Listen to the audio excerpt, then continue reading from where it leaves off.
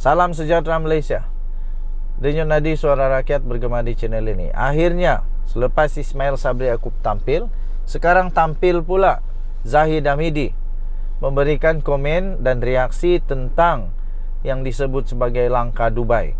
Yang mengejutkan, ini diterbitkan di FMT 2 Januari. Yang mengejutkan, Zahid Hamidi mengakui dia kata kita tahu ada pertemuan langkah Dubai. Wow. Jadi memang betul ada. Memang betul adakah? Bagaimanapun timbalan Perdana Menteri itu enggan untuk mendedahkan individu terbabit. Zahid Hamidi berkata ada individu tertentu yang terbang ke Emirat Arab Bersatu bagi membincangkan langkah Dubai.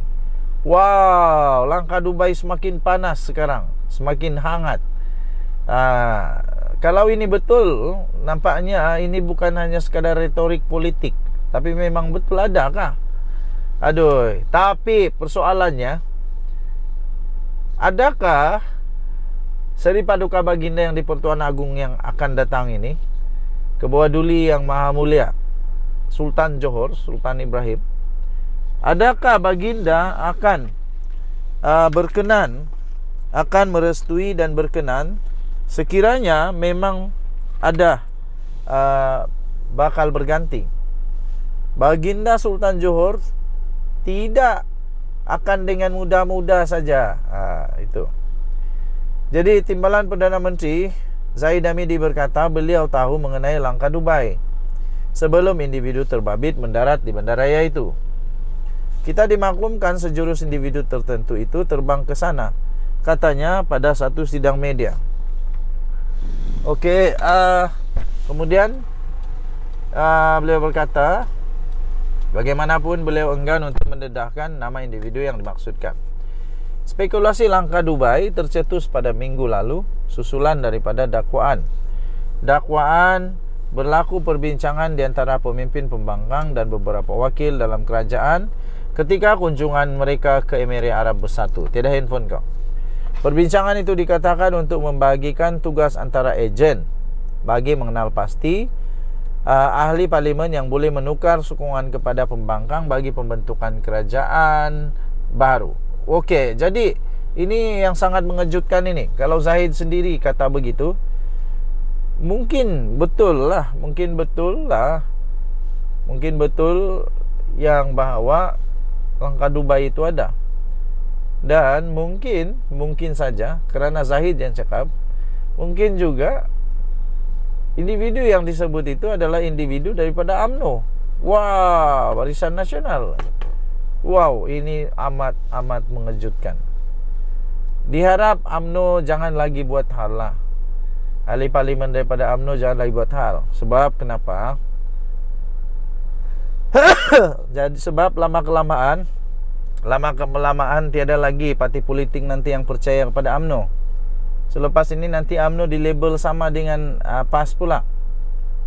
Nanti dilabel sama dengan PAS, iaitu tukar bekerjasama. Jadi pada hemat saya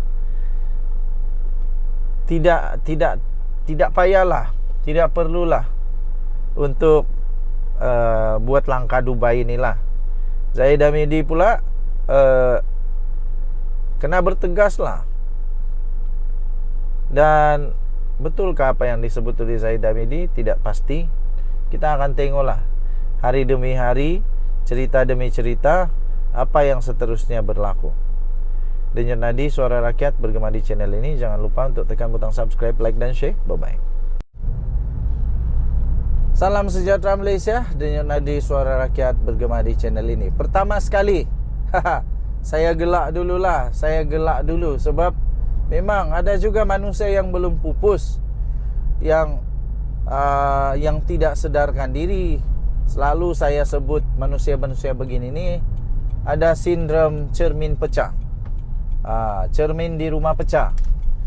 Kenapa? Sebab dia tidak dapat tengok diri dia di cermin.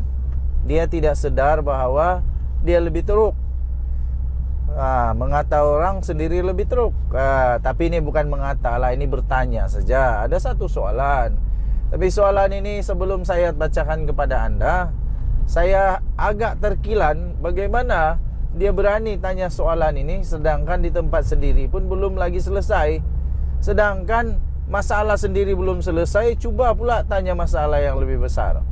Pergilah cermin muka dulu, ambil cermin muka dulu, tengok dulu masalah-masalah yang dihadapi oleh kamu tu dah selesai ke? Sampai tanya pula kerajaan pusat sekarang ni.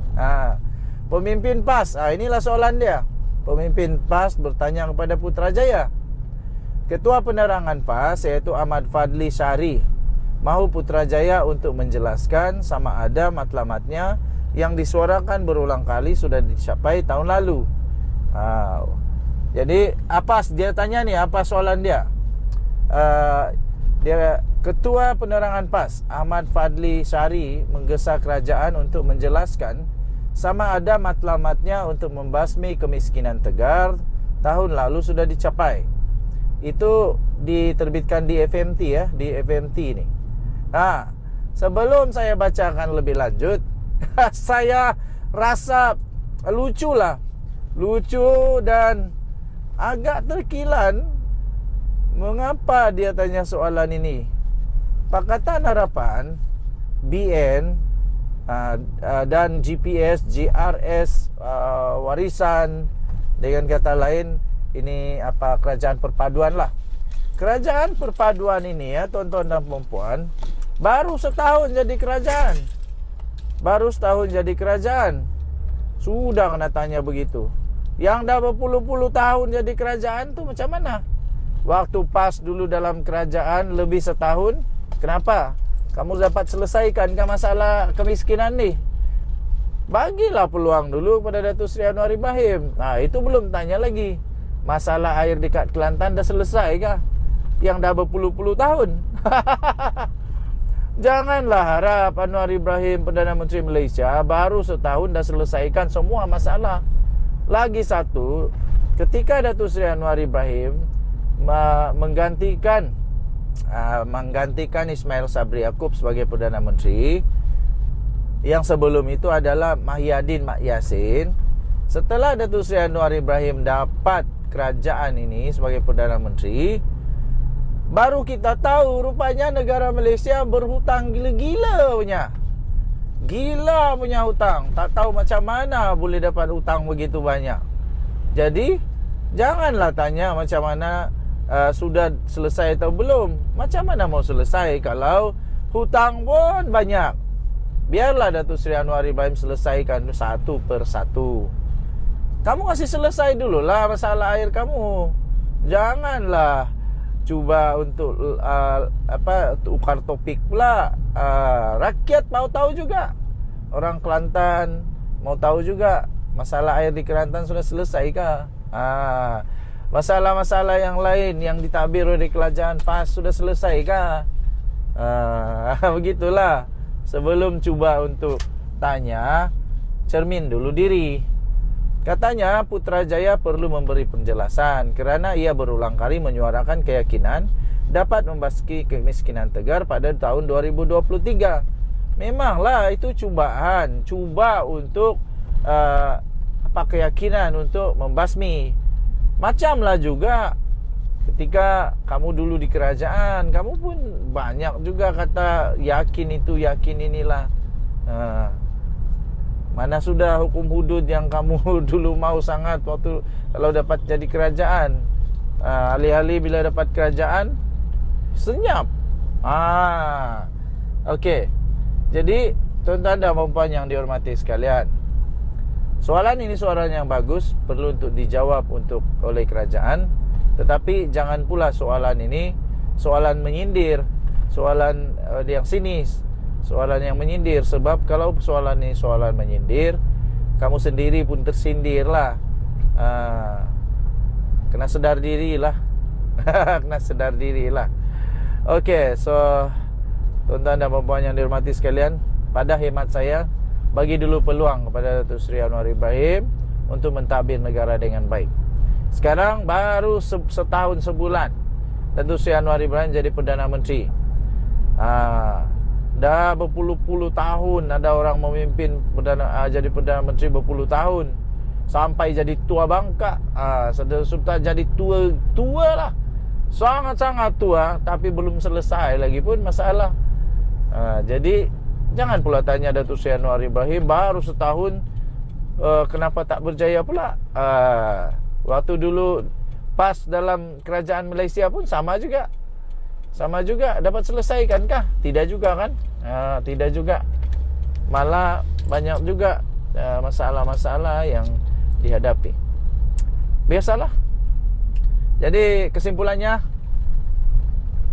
kita benarkan untuk kerajaan menjawab, tapi pada masa yang sama, mari kita sama-sama mendoakan kerajaan ini supaya dapat mentadbir negara dengan baik, dan seterusnya kita dapatlah untuk sekurang-kurangnya dapat meningkatkan pendapatan rakyat. Memang Datuk Seri Anwar Ibrahim memang nampak usaha dia lah. Usaha dia memang banyaklah usaha dia untuk membasmi kemiskinan. Antaranya membantu petani dengan subsidi yang dinaikkan. Pernah tak ada kenaikan subsidi dulu waktu pas di dalam kerajaan? Pernahkah petani-petani diberi bantuan daripada kerajaan macam yang Datuk Seri Anwar Ibrahim usahakan? Kalau pernah, bagus. Kalau tak pernah, tanyalah diri sendiri, tunjuklah lubang hidung sendiri. Apa hal dulu jadi kerajaan tak buat, sekarang bila dia tak jadi kerajaan, hege-hege pula mau buat itu, mau buat ini, banyak macam lah dia mau buat. Okey, kita ambil anak pergi dari sekolah sebenarnya. Okey, tuan-tuan dan puan-puan yang dihormati sekalian, Malaysia kita punya, cintai Malaysia aku, kita jaga kita. Jangan lupa untuk tekan butang subscribe, like dan share. Sekali lagi saya ingin mengucapkan selamat tahun baru kepada seluruh rakyat Malaysia. Jaga diri, jaga keluarga, jaga kita semua. Kita doakan semoga kerajaan Perpaduan Seri Paduka Baginda yang di Pertuan Agong ini akan kekal lama. Kita jumpa lagi, bye-bye.